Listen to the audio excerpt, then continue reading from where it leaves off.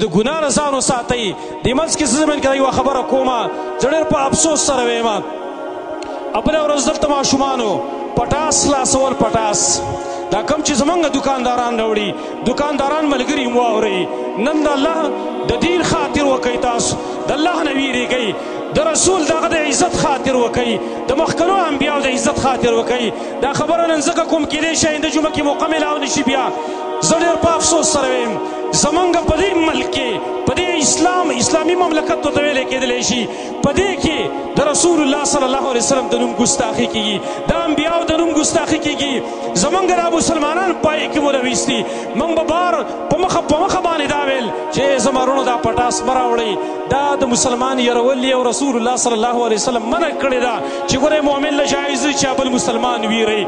په دې پټاسو باندې تاسو ودونو کې هم خلاصوئ، تاسو په عام حالاتو کې هم دا ماشومان خلاصوئ.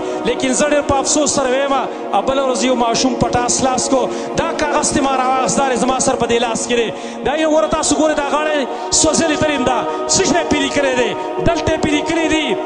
یو کې دی آپ صلی الله علیه وسلم سجدے میں گئی تو آپ صلی اللہ علیہ وسلم کے نواسی دا الفاظ دی. دی بل طرف ته حضرت موسیٰ علیہ السلام بنی اسرائیل کے پیغمبر حضرت ابراہیم علیہ السلام. دا وګورئ دا اساسو زمانو دا زمونږ دکانداران دا مجرمان دي. ګورئ په دې باب کې چې دوی دا بندش نه کوي چې دا بند کړي، صرف د یو څو ټکو دپاره د خپل رسول ناموس په هغې باندې دی سودا کوي، د خپل تمام انبیاو د هغې په ناموس باندې دی سودا کوي. نن د الله نه ویرېږئ، ګورئ الله ته رجوع وکړئ. دا